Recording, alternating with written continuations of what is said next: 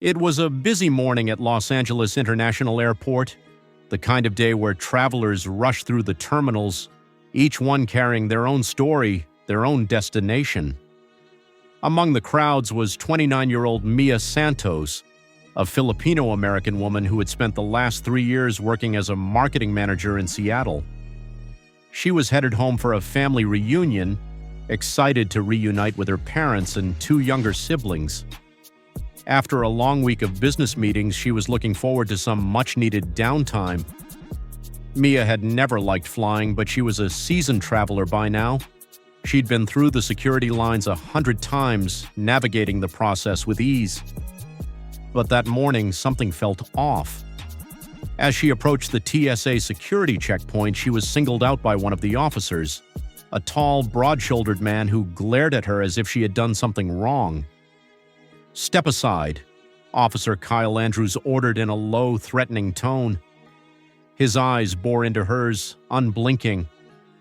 Confused, Mia stepped aside, glancing around to see if there was something she had missed. She hadn't triggered the alarm, her bag had gone through the scanner with no issues, and she hadn't done anything unusual. Yet Officer Andrews was now approaching her with an air of suspicion that made her heart race. "Excuse me, officer, is there a problem?" Mia asked politely, trying to remain calm. "You're acting suspicious," Andrews replied curtly. "I need to search your bag." Mia blinked, taken aback. "I'm just traveling home to visit my family," she said, trying to explain. But Andrews wasn't listening. Without warning, he pulled her carry-on bag off the conveyor belt and began to open it roughly, tossing the contents out onto the table. "Don't try to play innocent," he muttered under his breath. "I know people like you." The words stung, but Mia didn't let them show. She stood there, watching in disbelief as the officer continued to rummage through her belongings with increasing aggression. Around them, other passengers were beginning to notice the scene, some recording on their phones, others whispering to each other in confusion. It wasn't until Mia's phone, which had been left in her bag, fell out onto the table, that things took an unexpected turn. As the officer picked up the phone, Mia heard him mutter, "What kind of person needs this much makeup and perfume?" His voice was dripping with judgment. "Excuse me?" Mia's voice quivered with disbelief. "Are you seriously judging me because I have makeup? I'm just a woman traveling home." But Andrews wasn't done. He continued with his invasive search, making crude remarks under his breath.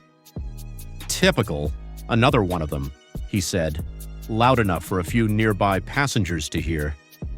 One of them, a woman in her 40s, stepped forward, her phone already raised to record.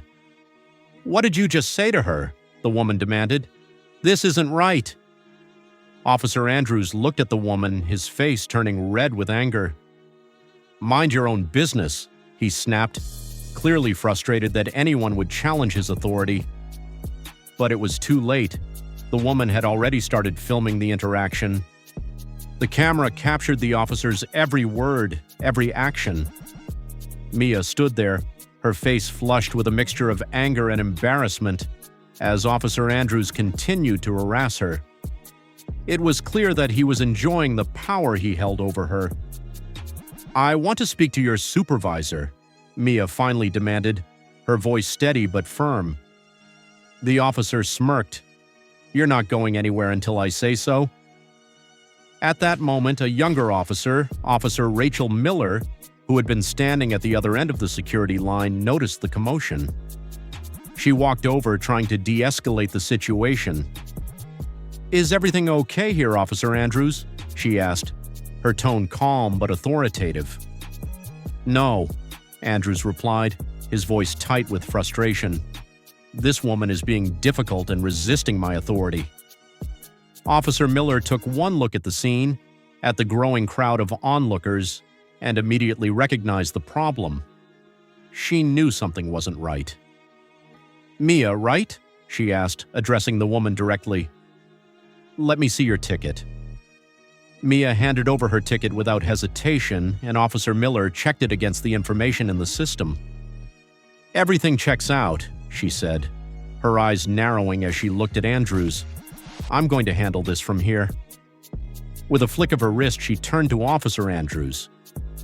"You're done here. Go back to your post," she said, her voice leaving no room for argument. But Andrews didn't leave immediately. Instead, he gave Mia a look of pure contempt before turning away. He muttered something under his breath, clearly unwilling to accept that he had been wrong. But Mia wasn't going to let it slide. She had already felt humiliated, and now, with Officer Miller's support, the truth was finally being recognized. The video that the woman had filmed was already making